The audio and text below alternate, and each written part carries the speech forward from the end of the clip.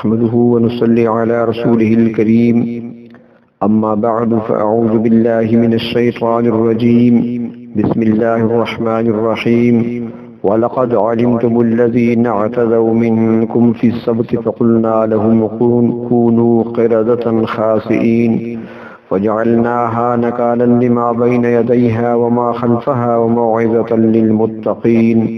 صدق الله مولانا العظيم مولاي صل وسلم دائما ابدا على حبيبك خير الخلق كلهم۔ آج درس نمبر 56 ہے اور سورۃ البقرہ کی آیت نمبر 65-66۔ ارشاد فرمایا وَلَقَدْ عَلِمْتُمْ، البتہ تحقیق تم جانتے ہو، الَّذِينَ اعْتَدَوْا مِنْكُمْ، ان لوگوں کو جنہوں نے تم میں سے زیادتی کی، فی السبت ہفتے کے دن، فَقُلْنَا لَهُمْ پس ہم نے ان کو کہا، کونوا قردۃ خاسئین کہ ہو بن جاؤ ذلیل بندر، فجعلناها اور بنا دیا ہم نے ان لوگوں کو نکالا لما بین یدیہا، عبرت بنا دیا ان کو ان کے لیے جو اس وقت موجود تھے، وما خلفہا اور جو پیچھے آنے والے تھے، وموعظۃ للمتقین اور متقیوں کے لیے نصیحت بنا دیا۔ گزشتہ آیات میں اس عہد و پیمان کا ذکر ہوا جو اللہ تعالیٰ نے بنی اسرائیل سے لیا تھا کہ وہ تورات پر عمل پیرا ہوں گے۔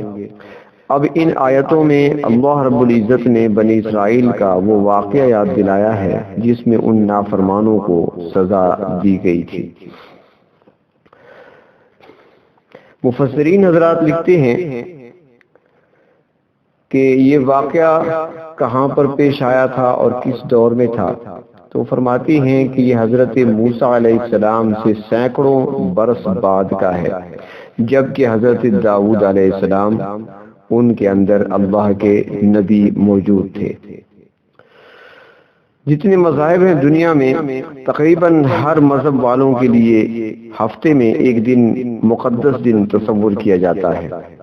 جیسے کہ مسلمانوں کے لیے جمعہ کا دن مبارک دن ہے اور بابرکت دن ہے، مقدس دن ہے، اللہ رب العزت نے مسلمانوں کو عطا فرمایا ہے۔ اسی طرح یہودیوں کے لیے ہفتے کا دن ہے، نصارہ یعنی عیسائیوں کے لیے اتوار کا دن مقدس سمجھا جاتا ہے، ہندوؤں کے ہاں منگل کا دن،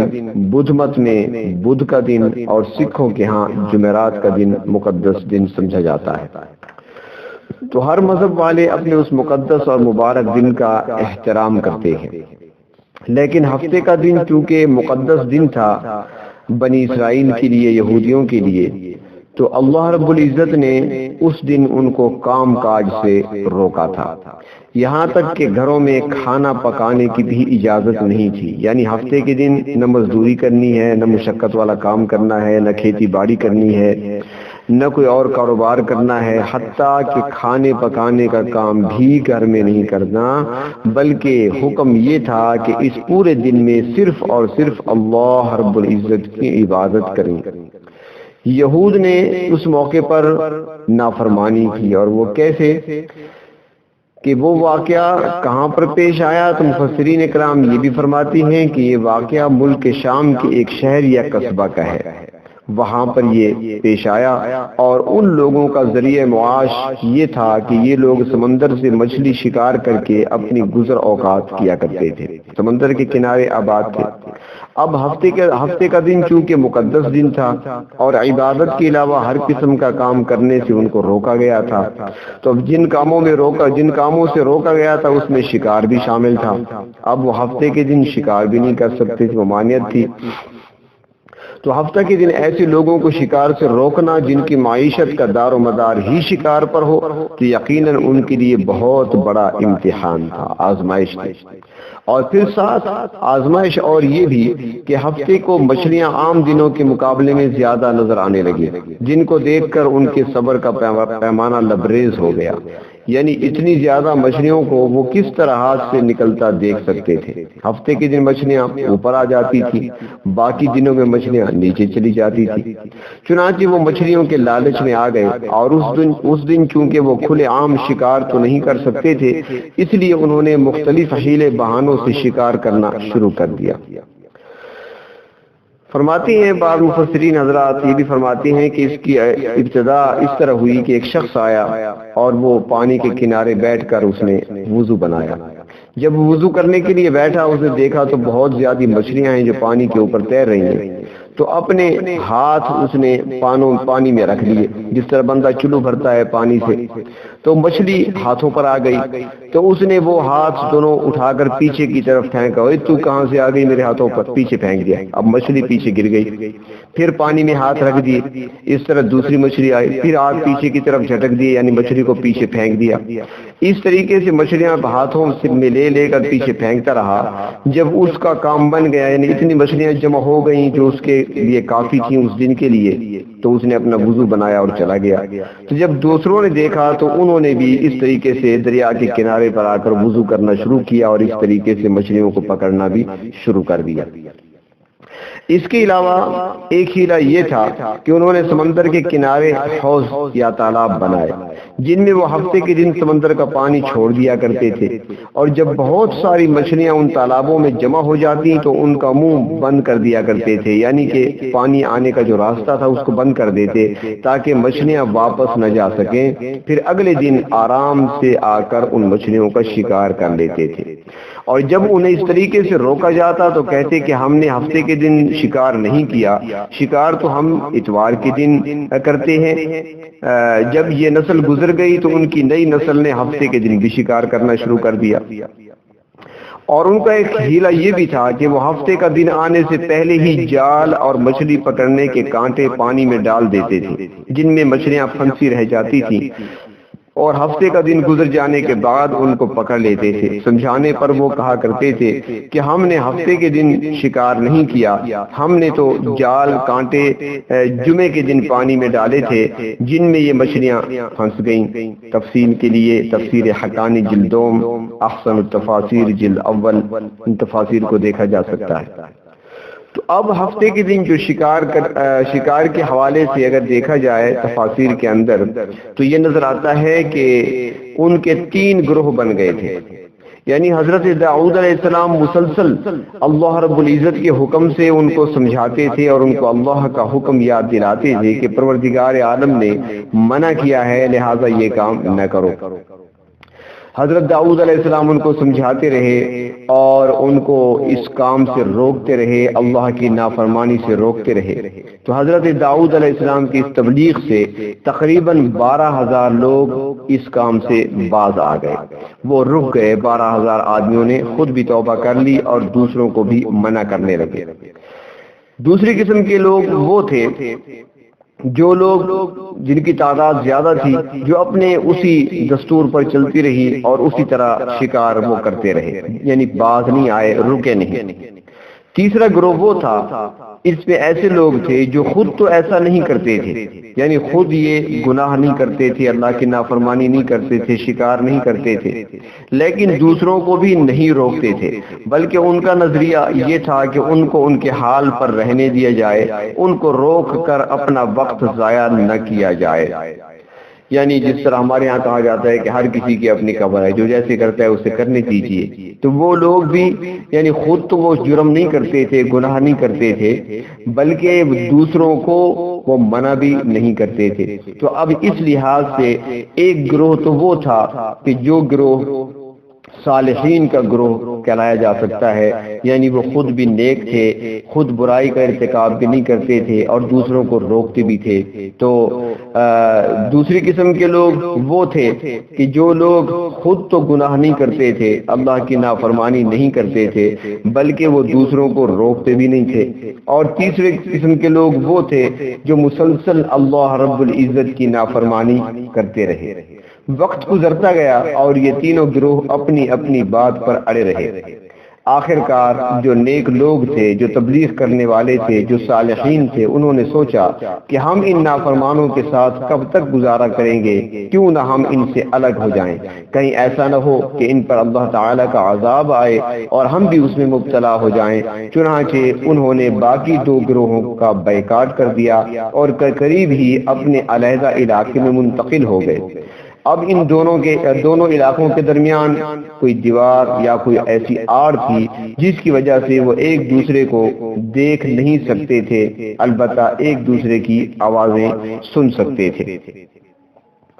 ایک دن ایسا ہوا کہ وہ نیک لوگ، وہ صالحین، وہ لوگ جب صبح کو اٹھے، بیدار ہوئے، دن چڑھا، تو انہوں نے دوسرے گروہ کے کسی آدمی کی نہ کوئی آواز سنی اور نہ ہی ان کی طرف سے کوئی حرکت اور نہ کوئی چہل پہل محسوس کی۔ کچھ دیر انتظار کرنے کے بعد جب انہوں نے جھانک کر دیکھا تو اللہ رب العزت کا حکم آ چکا تھا،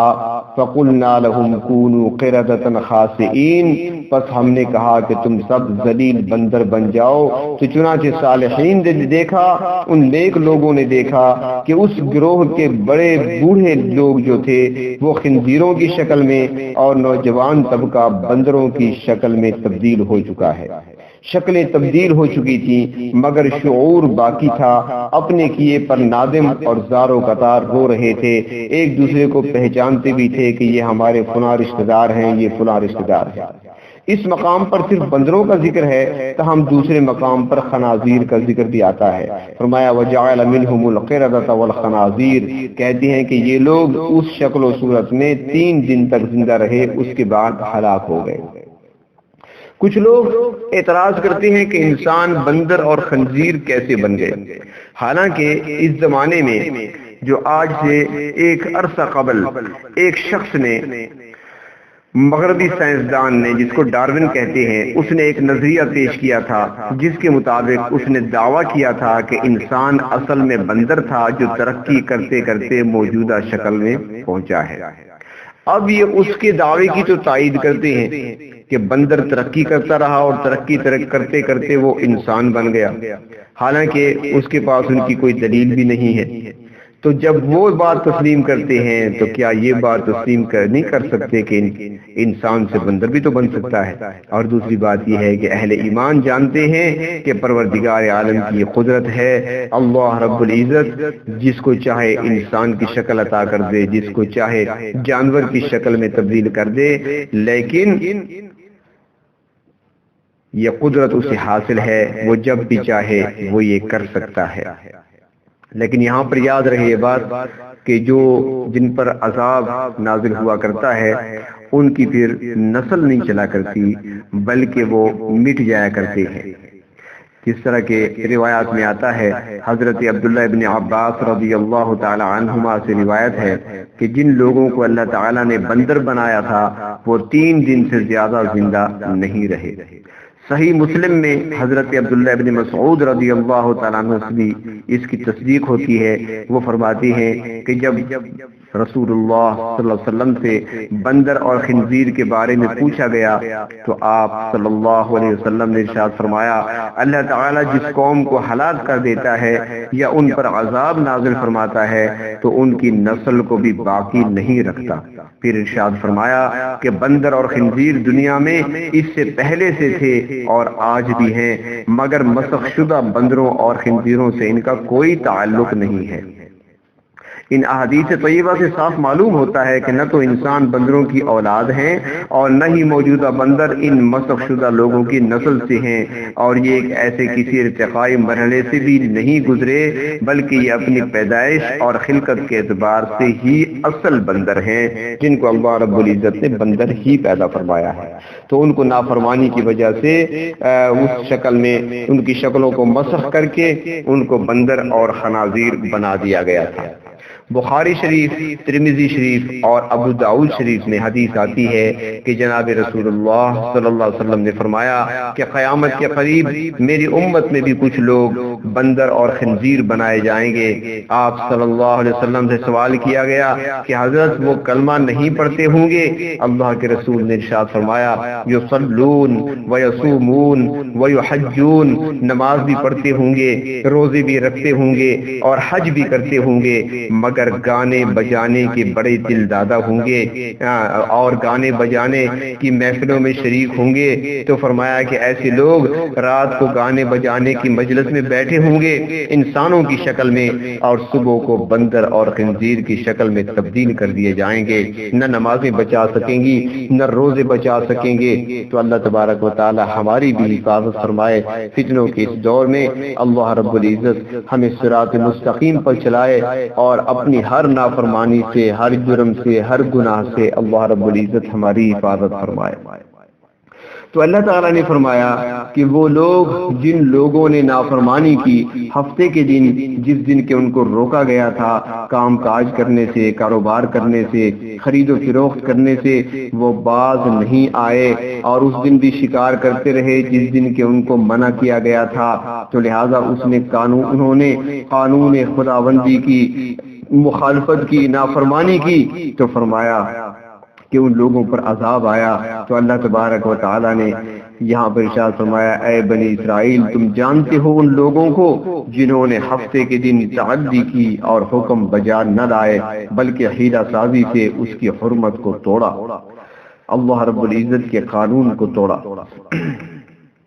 تو ہم نے انہیں کہا کہ ذلیل و خوار بندر بن جاؤ، پھر جب وہ بندروں کی شکلوں میں تبدیل ہو گئے تو باقی دنیا کے لیے وہ نشان عبرت بن گئے۔ فجعلناها نکالا لما بین یدیہا وما خلفہا، ہم نے انہیں موجودہ اور آئندہ آنے والے لوگوں کے لیے عبرت کا نشان بنا دیا، لوگوں کی زبانوں پر اور تاریخ کی کتابوں میں محفوظ ہو گیا کہ فلاں قوم نے اللہ تعالیٰ کی نافرمانی کی تو اللہ رب العزت نے انہیں خنزیر اور بندر بنا دیا تھا۔ یہ اس لیے کہ اس واقعہ کو یاد کر کے آئندہ نسلیں اللہ تعالیٰ کی نافرمانی سے بچیں۔ فرمایا یہ شکلوں کی تبدیلی یہ محض عبرت کے لیے ہی نہیں بلکہ اسے موعظۃ للمتقین بھی بنا دیا کہ اللہ تعالیٰ سے ڈرنے والوں کے لیے اس واقعہ میں نصیحت ہے کہ اگر آئندہ بھی کسی نے اللہ رب العزت کے قانون کو توڑا تو اس کے ساتھ بھی ایسا ہی سلوک کیا جا سکتا ہے۔ اللہ تعالیٰ نے متقیوں کے لیے اس واقعہ کو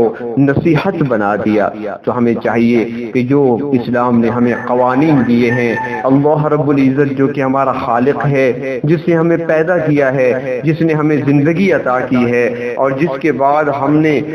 وہاں پہنچ کر اس کے سامنے کھڑے ہو کر حساب بھی دینا ہے، تو اس کا بنایا ہوا جو قانون ہے اس پر عمل پیرا ہوں ہم، جہاں سے روکا گیا وہاں پہ رک جائیں، جہاں پہ حکم دیا کچھ کرنے کا تو وہاں پر کام کرتے چلے جائیں۔ تو جس طرح ان لوگوں نے اللہ رب العزت کے احکام کی خلاف ورزی کی ان کی شکلیں مسخ کر دی گئیں، اللہ نہ کرے اگر ہم بھی اللہ رب العزت کے احکام کی خلاف ورزی کریں گے کہیں ایسا نہ ہو کہ دنیا میں ہمیں بھی عذاب میں گھیر لیا جائے، اور یہ تو دنیا کے عذاب ہیں، آخرت کے عذاب تو اس سے بھی زیادہ ہوں گے۔ اللہ رب العزت ہمیں دنیا کی رسوائی سے بھی بچائے اور آخرت کی شرمندگی، عذاب اور رسوائی سے بھی اللہ رب العزت ہماری حفاظت فرمائے۔ وآخر دعوانا عن الحمد للہ رب العالمین۔